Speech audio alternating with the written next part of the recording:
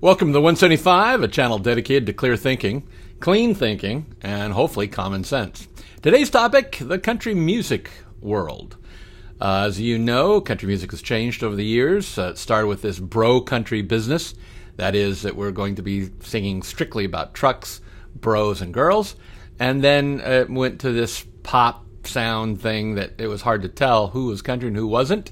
And then they kind of went to a hip-hop thing that a lot of those bro country guys also introduced, none of which is any good. The bottom line is real country music sits back in the 70s, 80s, and 90s, and it included people like Garth Brooks, though he's still around, of course, and people like Kenny Chesney, Brad Paisley, etc.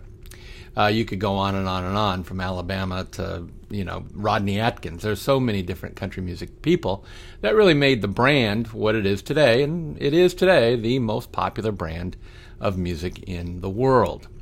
This week, the CMAs, the Oscars for country music, had their little award show, and it was nothing but a political stunt. It empowered women, ostensibly, and that is that every turn, it had some new woman artist being featured, and in fact, it had an entire theme thing right off the bat, a big song, big number, with every woman that seems to be some sort of name in country music today. It was almost unbearable to watch. Much of the political banter, that is acceptance speeches, etc., also centered around that. Even some of my favorite people, including Dan and Shay, had to make mention of how cool it was, how neat it was to have women empowered through this. Well, as a friend of mine who's a very strong lady, who I respect quite deeply, made comment on my Facebook page, it was all demeaning and embarrassing.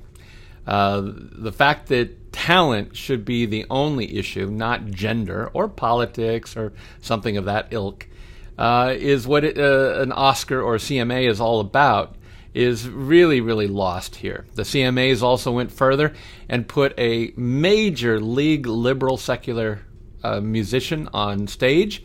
Her name is Halsey, goes by Halsey. I think her real name is Ashley, but anyway, she's won all sorts of awards in secular music, but she is a major Planned Parenthood fanatic. She's given $100,000 a year, I think, for the last few years, and she is also an LGBTQ person that, is very, very much on the liberal sense, the leftist of leftists. And they matched her up with Lady Antebellum, in the sense that Lady A has a lead singer, female, who also is owning a gospel Oscar, if you will, a gospel album that went to number one just a year or so ago. So it was a weird matchup. I don't know why they were putting her out front. It really was kind of weird. But the fact that people were upset that Carrie Underwood, the only woman nominated for Entertainer of the Year, that is the highest honor, if you will, in country music lore, did not win. They were arguing that she should have won since it was the night of the woman. Well, that just makes no sense. And if she would have won, it would have kind of put an asterisk around her name, because it would have just been given because she was the only woman nominated. When in fact, clearly Garth Brooks is by far the better entertainer than Carrie Underwood, even though I really like Carrie Underwood's music, most of it anyway, and persona for the most part. It's not even close to Garth Brooks. And Garth Brooks, in my opinion, is not even close to Eric Church. Eric Church being a pure artist, really a genius, and quite, I think, perfectionist, I think. I'm not sure he's a nice guy per se, but he is one heck of a musician. Everybody I've ever talked to that's ever been to one of his shows says that it really, truly is the most musically talented, most musically excellent show that they've ever been to. So, what do I make of this? I think that we should be judged by talent alone. And forget about this political stuff. I think it's just crazy. Nowadays, they're putting on ballads that are all mush. In fact, the song of the year was a song called Girl. And if you read it, it's a lot of repetition. But if you read the lyrics, you'll notice that in the very first line of the song, not the radio version, but the song itself, has the S word right in the middle of it. I think it's like the third word. And that's all we need is more vulgarity and brashness.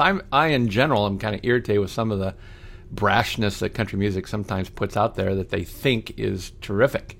It seems like they say every kind of word that they can possibly get away with except for the F word. And even then, as Green Day once shown, you can have a hit with that too. So I don't know exactly where country music's going, but they can kill the swearing part and get rid of this idea that somehow we've got to be like the secular market with the hip hop and the bubblegum pop, and then of course Taylor Swift. She's ill now. She was a very good country singer, and then just because she wrote most of her own stuff, which I thought was pretty good. In that sense that she's, writing what she feels, but now she's just off the deep end. Miley Cyrus, etc., etc. You can go on and on and on, and it's all yuck. So I hope country music will get to their senses and quit putting people up there that most of the country music fans don't really agree with or like in any form or fashion. Get back to Waylon and lovely Mr. Cash and Diamond Rio, people like that. Anyway, it's just my food for thought. You may think differently. Subscribe if you'd like to hear more. We'll be doing lots of controversial issues and up-to-date issues in the future. Take care for the 175.